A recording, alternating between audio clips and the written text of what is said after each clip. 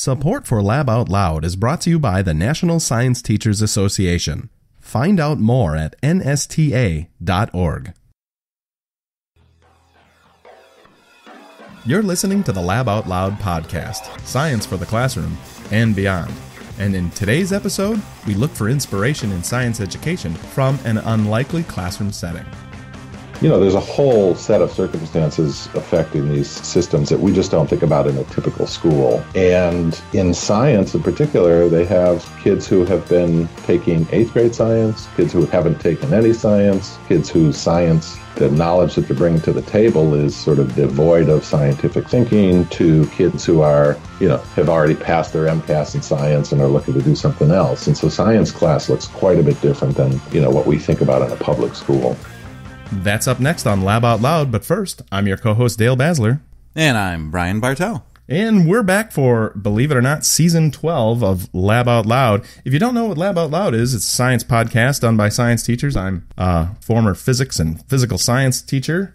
And I used to teach chemistry and biology. But now, we are in our tween years, by the way, for the podcast. Oh my gosh. Oh gosh. Next year, we'll be snarky. We'll be moody teenagers. Angst. Yes, yeah, which I'm dealing with sometimes as a parent, but we have experience as a teacher too. But I'm guessing everybody out there is about to start teaching again. They're probably back in their classroom, or some people have already started. Yeah, they've already started. Depending on where you are throughout the country and beyond, you may have already gotten into your classroom and had a few first weeks in.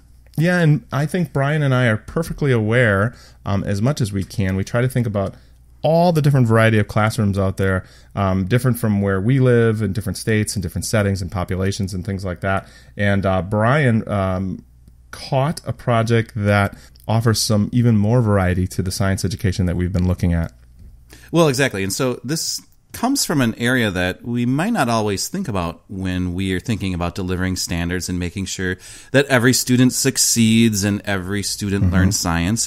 But I found this project RAISE, which delivers science instruction to incarcerated youth in Massachusetts. This is a pilot project, and what the researchers found was that these students were not passing their state exams for science, in fact, dismally so. And so they tried to address that with Project RAISE. And to tell us more about the project, we are joined by Michael Krezmien. Yeah, so my name's Michael Krezmien. I'm an associate professor in special education at the University of Massachusetts. I'm also the director of the Center for Youth Engagement, which is a research center focused on working with marginalized learners. And also with us is Martina Nieswandt. So I'm Martina Nieswandt. I'm also an associate professor in science education at the University of Massachusetts. Both Michael and Martina introduce us to a setting that Brian and I weren't familiar with, and we suspect that some of our listeners are not going to be familiar with it either. But we were surprised by the many parallels that we saw in their setting and some of the settings that we see in our own classrooms that we teach in. So to give us some background about how it all started, Michael's going to tell us where they began. Yeah, I'll take that one, Martina. Yes. So my background is actually working with kids with emotional behavior problems. I started teaching in a residential school for kids with mental health issues. And when I started my doctoral program, I really was focused on working with kind of higher and higher needs kids, which led me to spending about 4 years working in the juvenile justice system with kids who are incarcerated, teachers who are working in schools, trying to provide those, an educational experience, but under extremely trying circumstances. And when I arrived at Massachusetts, I had started doing a lot of science work with a similar population of kids who were not in school, meaning they had dropped out or weren't attending school. And so we were trying to use a field-based biology program to get those kids kind of reconnected with science and hopefully bring them back into the school a bit more. And as that happened, we started to look at various types of supports that might work to help the type of work we were doing. So we were out in the field a lot. We were doing excursions. We would go caving. We would do out here we have the Connecticut River, so we would do all of these trips where we would do ecological surveys. But a lot of the time, there's a lot of downtime in transport and things like that, and this is when apps in sort of the the original iPod Touch was out, and me and my co-director started looking at those as some sort of ways kids could spend some time doing science type activities during downtime. And we realized that became a really vital part of the day. So we were, and we were mostly stuck by how few apps there were. And, once a kid did something, it was sort of, that was the end of it. And so this idea about using that system of tablet technology to really get a more engaging sense of science was really important. And then I kind of linked this back to this work I've been doing in prisons and realizing this could be a really great way to try and fundamentally shift how we're providing education to those kids, which has typically been hand them worksheets. The setting, and we could talk about a little later if you want, is really difficult to serve kids for a host of reasons. And so this is when I reached out to Martina, and we kind of pitched this idea around really blending science education, which isn't my thing. I was doing science, but from really a project-based learning perspective. And Martina had been doing a lot of really innovative science education work. And so we kind of got together with this pitch of trying to kind of merge our two worlds around this population of kids. And so, Martina, I don't know if you have some more you want to add on that. Yes, I maybe one more thing that I had no knowledge about this, the kids in prison. So that was something that Michael really had to tell me more about these students, and I was really surprised that there was no systematic instruction in science for the students, while at the same time they had to fulfill all the requirements that the states demanded. So if they had to pass state tests, etc. And I'm like, oh, we really need to do something for these students. So, and I was really intrigued by Michael's enthusiasm to work with this population and to see how we could integrate inquiry-based science in a setting that does not allow a lot of opportunities for students to actually do science. Sure, Wow. No dissection tools allowed, right? Yeah. I feel really naive about that. I guess when you said that when those students have to pass the state tests and things like that, I guess that just never dawned on me. Yeah. I feel kind of guilty that I never thought of that. This is compulsory education in the K-12 system, correct? This is not adult optional learning. Right. Yeah. Right. So, when you go into the settings, again, you're in a prison, which generally feels like a prison with some differences. I mean, it's not like, the movies of a maximum security prison where everybody's locked in a barred cell, but everybody is confined. Everybody does have a cell that they are, when there's not some activity, that is where they are. And schools are expected to run a school to meet all of the state guidelines, to meet all your curricular guidelines, and to, they run their, for here we have the MCAS, which is our high stakes assessment. They have to administer those. They are kind of rated on their performance on these. And in particular in science, and I might be a little off on the number, I think I'm correct, they actually were being relatively successful in some of their MCAS, and I think they were doing pretty well on math, which you would have thought was, probably the most difficult thing. But I think they had about 50% of the kids were sort of passing their MCAS in math. But I believe 6%, when we started this, it was 6% were passing science. And it was the barrier. Wow. Yeah, that was the real barrier to getting a degree. Yeah. Right. So I can't get my high school diploma because I can't pass this science test. And, there's a whole set of circumstances affecting these systems that we just don't think about in a typical school. They only have 2 teachers per program. So, they're covering all of the courses across 2 teachers. They have kids from every grade, from 8th grade to 12th grade. They have kids who maybe are reading at 2nd or 3rd grade level, to kids who are, gifted students getting ready, trying to get to college. Okay.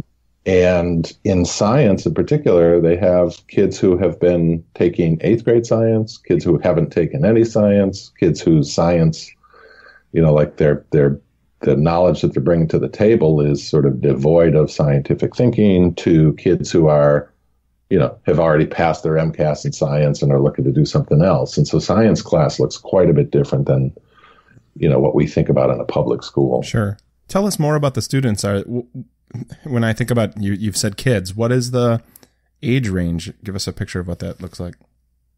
I'll tell you the kind of the general specifics, but I think Martina might be a better person to describe the kids, because I kind of come at it a little bit clinically. And I think Martina gives you a perspective of somebody who doesn't, that's not her population of working with. So she kind of gives a more clear picture to the general public. But in the age range, there are kids as young as 14 in this system. It's very rare that they go under age 14. You could be incarcerated, although most likely if you had younger kids, they would try to create a sort of unique separate program for those kids.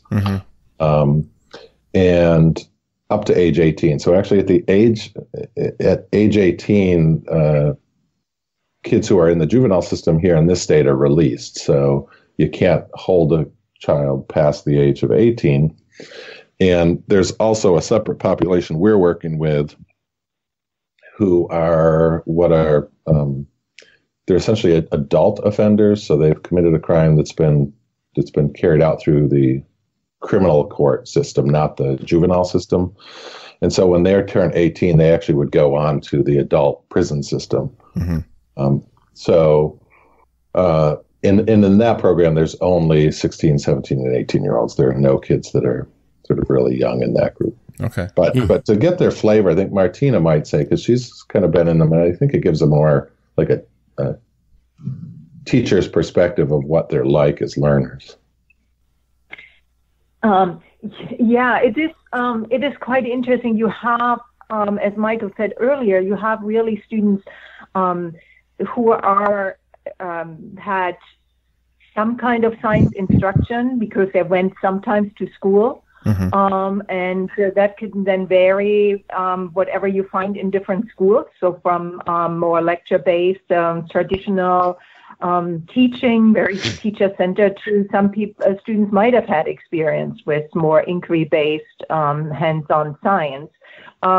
Students who have no interest and are not motivated to school in general, and that then transfers to science classes as well. And what I had seen is that a lot of the teachers are not necessarily trained science teachers. And as Michael said, there are 2 teachers per program that teach all the subjects. So it could be that someone has some background in English, teaches also science, and this is often then very worksheet based. That means there's a lot of memorization, which then does not help the students to develop an understanding of science, and also being not interested and motivated to do anything. So that's the students. But then you can also have kids who are really wanted to learn science and try to are very eager and interested. So it's really a broad range of students, but then at the same time you are confronted with this population who is incarcerated. So they have no freedom to do things. They're sitting in these rooms that which I found. I mean, I've never been in a prison before, so that was then just like wow, what a kind of depressing atmosphere is here. So just by being in this area. So teachers need to create an environment where students maybe even, hopefully forget that moment that they are in an enclosed and observed area and can actually learn for something for themselves. And I find this it's very difficult for teachers to develop this for the students. So the students seemed often very bored, what I had seen, and just like, okay, I have to sit here, and while others would like to do something. Mm-hmm. It's a very, very sometimes very depressive situation, and then in other times you come into a room and it is like you can see they are active. They want to do something. And there might be then limitation because the teacher doesn't have or the instructor doesn't have the background knowledge, the expertise in the content area. So we just had a conversation recently with two researchers that discovered that a lot of teachers supplement their classrooms with their own pocket money because they have a lack of funding. And so sometimes that translates into science is done on worksheet as well. So obviously money is a limitation, as I expect it is for these situations as well. But what are some other limitations that might be barriers to doing good science education in these situations? They're pretty broad. So there's no consistent internet access. So teachers can't just kind of pull stuff and work with things that are online. So that kind of online resources is not really doable. Why not? In some places, it's a mix. Some of it's the infrastructure, and so it really is not a functioning system. So even though, I know this is the case in many public schools as well, where it's shaky. Okay. But the other piece is that there's real security issues, and it the whole environment there is kind of constructed around issues of security, and so. What often happens if there's some breach of any type, the internet will be shut down, and it'll be down for extended periods of time. For instance, you could imagine a kid getting access to something and making a contact with somebody that wasn't supposed to happen, and then that contact could come back, in some other way. And so when that happens, the sort of security risk just means we're closing down all internet access in the school. And so teachers would have to go home and kind of download something that they might share. The classrooms are, in general, the programs we've been working at are very, very small. The classes are typically around 6 to 8 kids, but having 6 to 8 kids and a teacher and a line staff who is like a guard makes that space feel very cramped. There's no lab equipment. Things like pencils are tracked. So like there's always like a styrofoam box with a number on it, and kids won't be able to leave the room until all those pencils have been accounted for and returned. So no, but also no technology in there. So they don't have, kids don't have computers. There's the places we're working in, each of them have a computer room, but in order to use that, there need to be a staff in there, so that you have to figure out, okay, there has to be a staff in that room to use a computer. So, you start ticking off like all the things that are missing that we sort of take for granted, that a teacher would have access to. And even bringing in things, most things that you might want to bring in are probably controlled, right? So sure. Where we're bringing in these tablets, that process took, I think it probably took 6 weeks to get paperwork, to get, what we were bringing in reviewed, to have somebody look at what's going to be on these, to make sure that there was no internet, capability on that tablet. I see. So, the whole thing is coming from a very, restrictive place. And so I think Martina's right. It feels pretty depressing, and it doesn't feel like a rich and sort of educationally exciting place. It strikes me interestingly because we've done conversations this last year about place-based education and community-based learning and things like that, and this is taking that completely away from access for students in this scenario here. So how do you get around some of that? You mentioned the tablets. What kind of changes have been made?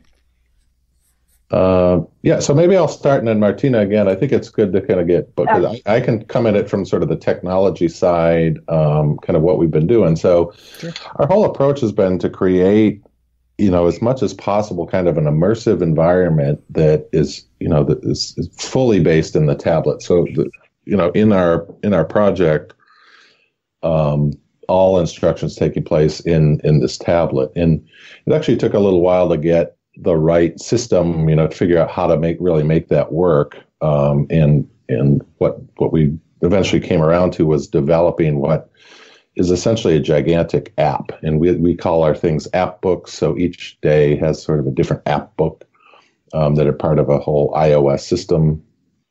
But then within there, we've kind of changed what kids do. So while it's called an app book, it doesn't feel very book-like.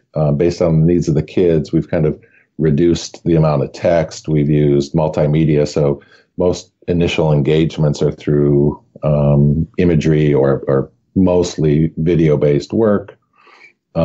We've created a lot of activities that are hopefully engaging, that the kids are spending their time kind of engaged in activity. So like one example that we're working on and testing right now, which the kids have really responded to well, has been ecology simulations. So you kind of have this, I'm sure you've seen these, like NetLogo or Concord Consortium has these sort of simulations. You might see like a wolf and a sheep and grass. And so you kind of can watch, graphically what happens as these numbers go up. And so what we've been able to do is contextualize those into some real stories that we've been working on with the kids. So they might be working in the Serengeti. And one of the issues in the Serengeti is a big highway that's coming through the Serengeti, and it's creating problems with, a host of things ecologically. Mm-hmm. So those now can be something that get modeled in this simulation, so that you can not only watch things, you have some sort of control over these buttons which allow you to do things. So you might have some outside controlled ecological problem, like this road comes in, and you start to see the impact of that in the simulation space, being a reduction in, let's say the wildebeest are going down because they can't migrate. And as those numbers go down, of course, the predators' numbers go down, and you start to have these ecological problems. Sure. And then the kids can kind of try a lot of different responses, like, oh, maybe we could,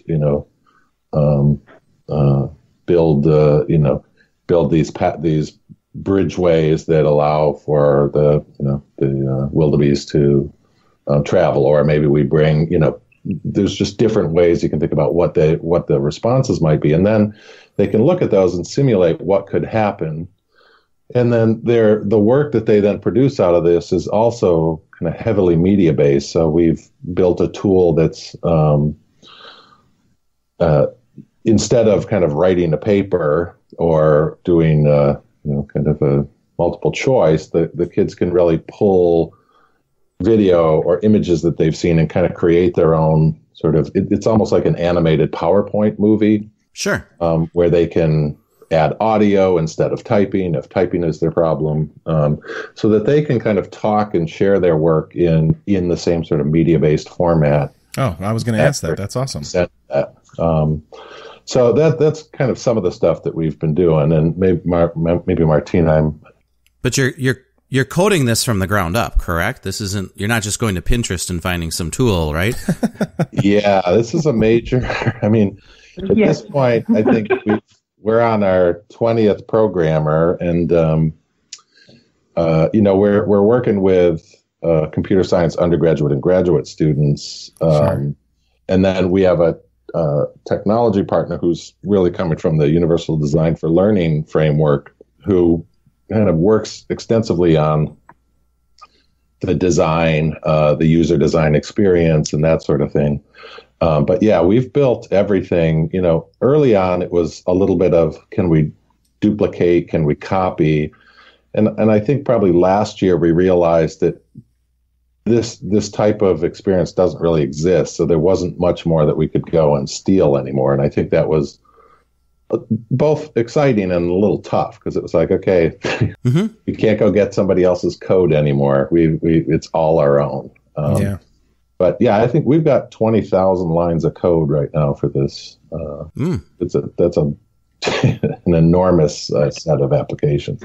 Yeah, so let me start from a different angle here. So one of the things that we started when Michael and I were talking about what should be the curriculum, and so even when we were writing the proposal to get the grant, is to one of the areas that in Massachusetts the majority of testing is in biology, and so we thought, okay, biology should be the area, and then thinking about what would be, looking at the NGSS, what would be good concepts that students should learn. So that's where we looked at, and then came up in the life sciences to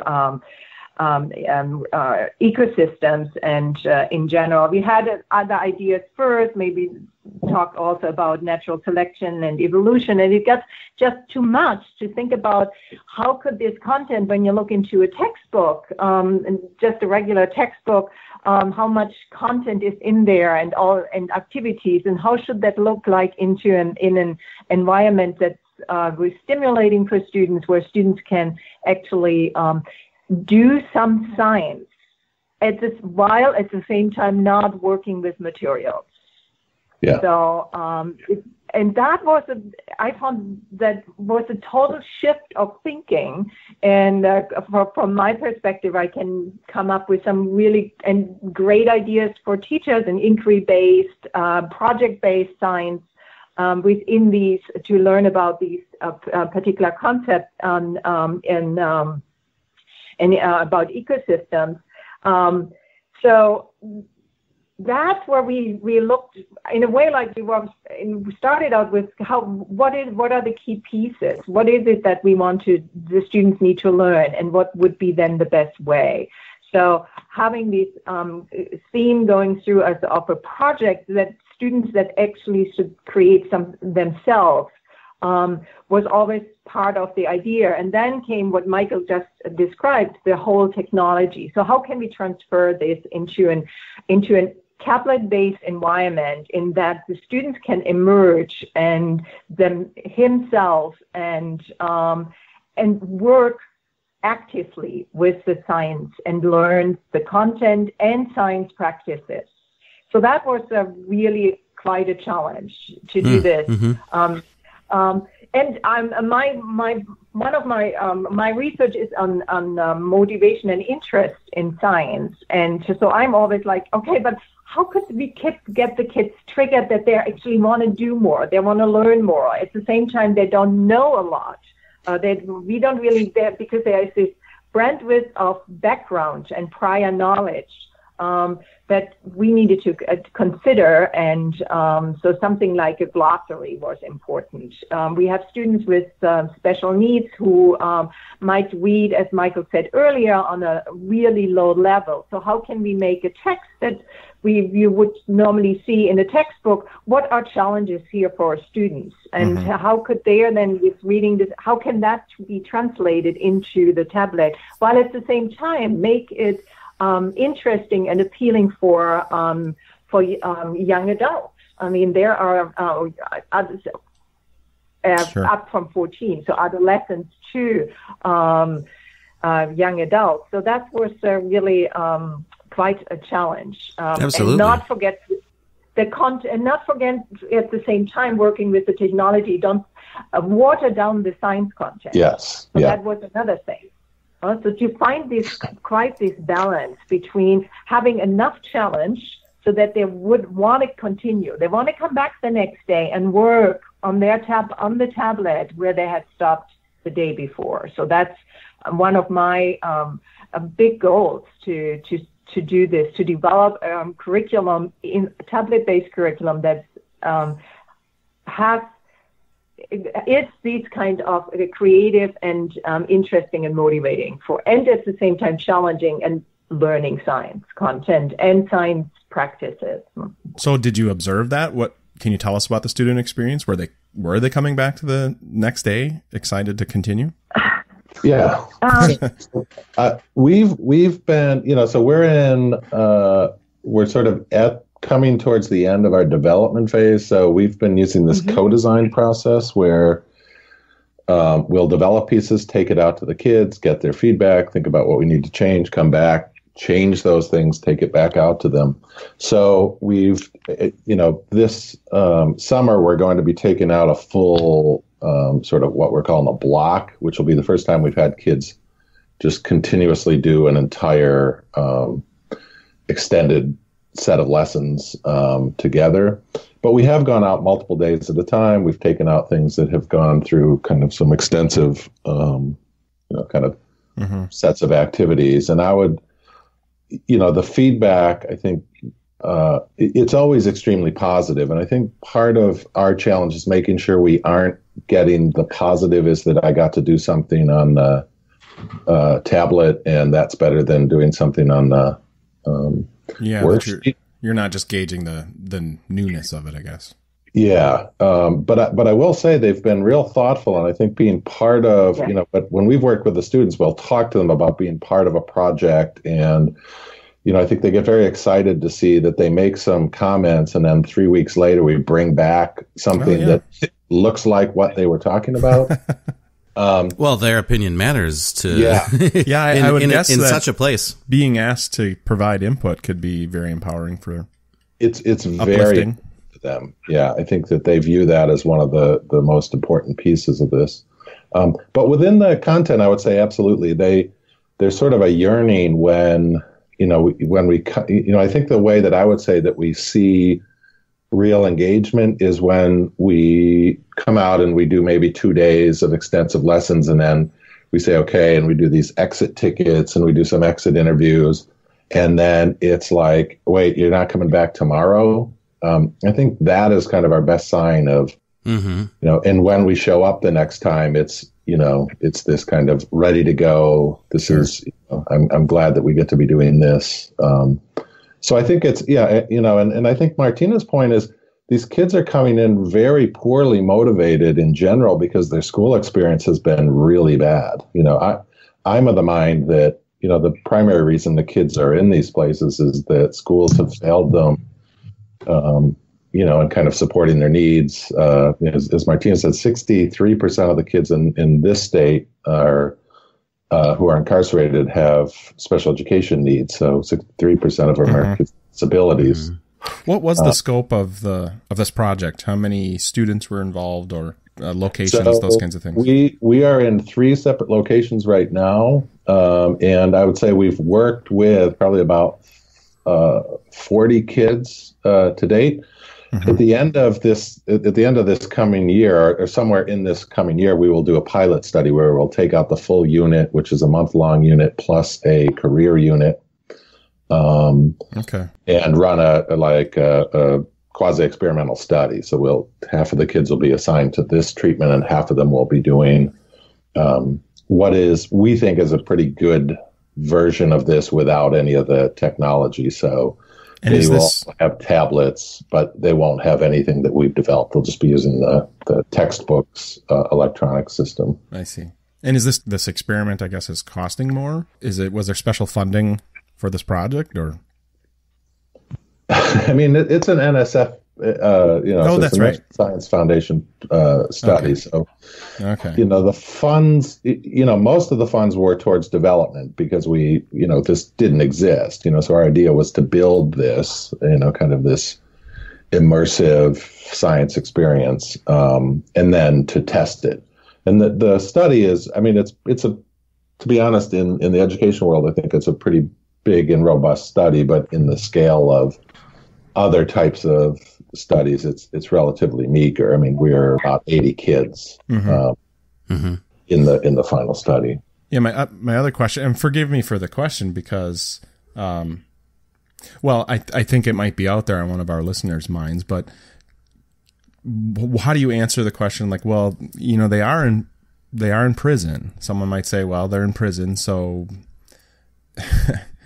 I can't say it because it's not how I feel, but you know what I mean? Like someone might have the attitude. No, sure. Well, why should we dedicate? Yeah. My kids don't get tablets in their classroom. Correct. How do you address that criticism that I'm sure is floating out there? What do you have to say? Do you have anything to say to that? Yeah, Martina, I think we both do, and I think it'd be interesting to get both. So maybe Martina can answer, and then I'll kind of offer anything different or additional that I think. Yeah, I would argue that there is a responsibility of the society to support all the students, and we know that a lot of the students who are in the prison system would have been better if there would be outside, but there is not enough support outside of or other forms of support if they have some kind of problems. We also know that a lot of the kids who are in there from minorities who are getting into sentenced into prison for minor aspect that's not necessarily happening for similar incidents with whites. So this is it's definitely a kind of racist treatments that we can find in society, and I think it's very important to support then students in these in the youth detention centers and give them the same opportunities that I would like to see across all the students. So if I'm looking at particularly in the areas, in urban areas, schools would benefit from the same kind of support, definitely. And I think one of the things that with the way our curriculum is developed and set up on tablets, that would be something that could definitely be transferred into schools as well. So it's not something that could only be done in prisons, particularly in schools where teachers, as you mentioned earlier, don't have financial support for materials. So that's what I would answer to this question. Do you think the punishment side of prison overshadows the rehabilitation goals and the role of education for rehabilitation from the public's view? Yeah. Yes, I would. Yeah. Okay. Yeah, I mean, if I, this is my kind of area of work, and I think one of the major issues I think that is people fail to kind of see or understand or even attempt to examine is what are the underlying causes of kids getting here. And Martina's right. I mean, many of the kids are here for things that adults would not go to prison for, right? So what we determine is inappropriate or a delinquent act for a kid, for an adult, the consequence would be quite different or sometimes nothing. Really? And so, we have to be careful that we don't have kids here who are murdering people, and this isn't this super max idea of this is the kid in the future. They're basically just kids, and the reasons they're there are often complex. And it's not that they haven't committed a delinquent act; they have. Okay. But the purpose of the juvenile justice system has been rehabilitation. That's what it was designed to do, to respond to aberrant behaviors by providing this sort of robust and rich rehabilitative model. And I think, unfortunately, the systems have moved to look much more like adult prisons. Instead of rehabilitation, it was punitive systems. And I think the one thing that I would say from the perspective of somebody who says, well, why should I help out those kids? I would say, and this is, again, it's not my opinion, it's the one that I think is sort of a sound justification that addresses that perspective. The kids are coming back, and they're coming back to the same schools that they left. And we want them coming back prepared to re-engage in the classroom the same way that they had when they left, or in a better way. I mean, our goal is that we can actually accelerate the learning and get them really engaged, interested in science, and prepared to really think about this as something that they care about and want to be successful at when they return to school. Instead of, I had a terrible time, I got further behind at school. I show up at school and the same things happen to me there that happened before. Yeah. And, most kids who are in these systems are there because they've been, suspended over and over, expelled. Like it's that the school has sort of pushed them out, and now they're out in the community where they're getting involved with, gangs, or they're getting involved with drug sales. And, that sort of thing becomes, a function of how we haven't been successful with the education side. And I would say this type of investment actually is the solution to societal problems, not just helping out these kids who, everything that Martina said, I would just reiterate. Absolutely. She's correct about all of that. Sure. You talked about, before we let you leave, this has been a fascinating conversation. I would love to talk even more for just the societal impact, the science impact, and everything. But you mentioned using universal design for learning principles. And then Martina also mentioned, the transfer of perhaps the program to a greater audience. But can you leave our listeners with what have you learned from the process in UDL that might be applicable to all students? That was similar to, I had a similar closing question, so I'm going to pile on here. That's exactly what I was thinking, is as you worked in this setting, Martina, and what is if we think about our listeners as science teachers, most of them are not in this setting, was there anything that you learned or something that surprised you that you'd be like, oh, this could help our classrooms that are not in this setting? I think that one of the things that I was aware ahead of prior to this project, and I tried to integrate this already in my teaching methods courses for pre-service teachers, was to really look at the text that you find in regular textbooks, and to look through these more width of problems for students who are not fluent in English. So English language learners, but also special education students who have problems with reading. And I had some ideas of how to do this, particularly coming from the angle of English language learners. But what the universal design brought me, and one of the aspects, was to look a little bit what other ways of accessing a text could look like. So one of the things, what we have is the read aloud, so that there is someone who actually reads the text aloud, so you can listen, and follow up at the same time then with highlighted pieces. So the words will be highlighted. The other thing is to have a glossary not only for scientific terminologies. So to have, particularly in science, a lot, in order to describe what we are seeing, we are using or should use a pretty rich language, but that also means that we need to have an appropriate vocabulary in order to describe it. Besides then terms that have multiple meanings, depending in what context there are, even everyday terms that we don't even think about as an instructor in a science classroom. So I think that was an important component. The other component was to use multimedia in a meaningful way, to not just say, oh, okay, today we use a PowerPoint and then we use maybe a video clip here and there. It needs to be really meaningfully integrated, and that we pay even more attention to this than what teachers often do, because it has to be not another technology that we can integrate in some way because it's just hip to do so. Yeah. But also then I could reach through the microphone and kiss you, Martina, because this is our job in a nutshell. Yeah. Keep going.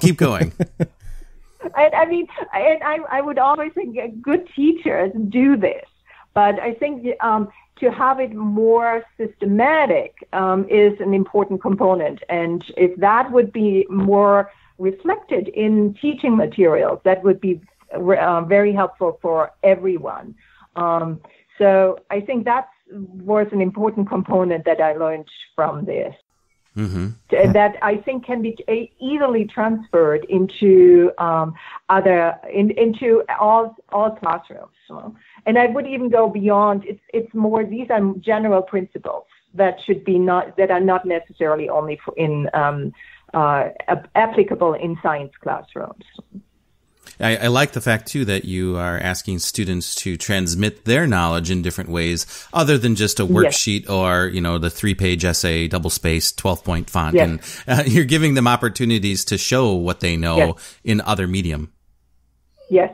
And I think that's an important component. And that's I'm just thinking about pre-service teachers that I have. Some are very reluctant to use, to make to assess what students know through multiple ways that they are not familiar with. So this is also like for teachers to really step out of their comfort zone and say, okay, I give students an opportunity to make a movie to demonstrate what they have learned and how they have understood this.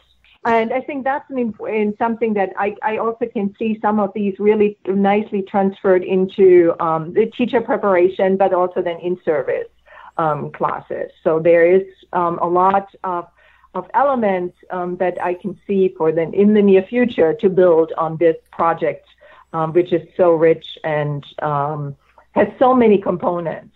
And something that I have to say at the beginning, I just wasn't aware of, and it's really quite fascinating the way we are going and how influential it can be for a variety of learners and instructors. Yeah, if I could add one thing, and I think this was critical to NSF saying, in fact, when they agreed to fund it, and I was talking with the project officer. He pointed out that there was one sentence which really I think resonated with everybody there, and it was that the impact of this type of sort of curriculum isn't about working in these settings. In fact, the argument was, you know what, this is the most difficult educational environment that we have in this country.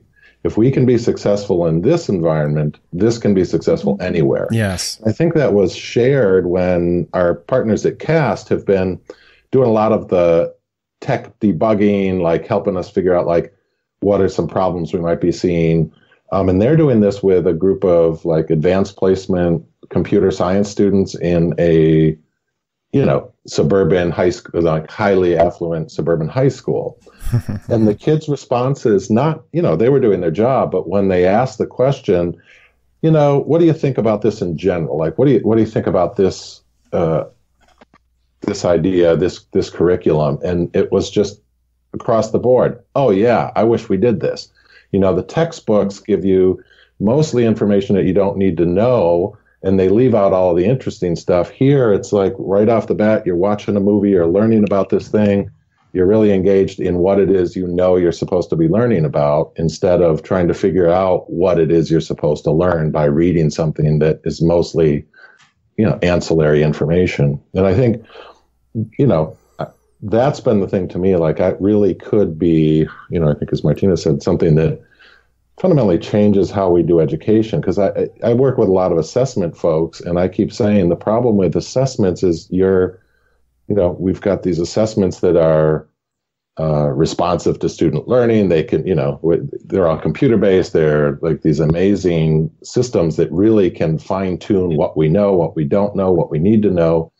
And they have far surpassed our instructional models. The assessments are way better than what we actually do instructionally, because we continue to sort of follow the same sort of, 50s approach to instruction.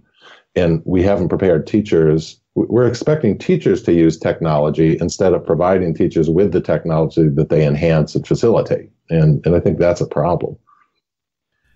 This has been a fascinating conversation. And like I said, we could spin off in a variety of directions, talking about UDL, technology, science instruction, and but it's been a fascinating conversation. And I think it gives a lot of our listeners food for thought, thinking about their own situation. And as you mentioned, what are what are some things that might be universal for all students to learn? So we'll leave you with that. And I just want to thank you both for your work on this. This is very important work, I think, and bringing awareness to this is very important.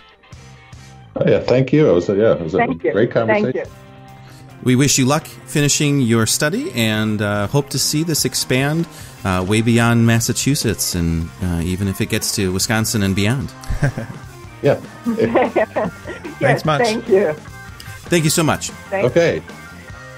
If you'd like to learn more about today's episode, head on over to our website, laboutloud.com, for more information. You can also find details about all the previous episodes, and you can leave us feedback and comments. We want to hear from you. If you enjoyed the show, make sure you've subscribed on iTunes, Google Play Music, or your favorite podcasting platform. And if you really enjoyed it, consider leaving us a rating or a review. Your feedback helps others find our show. If you like Lab Out Loud and you love the show that we provide for you, please consider supporting the show at our Patreon page. Head on over to patreon.com/laboutloud for more information. Until next time, I'm Dale Basler. And I'm Brian Bartel.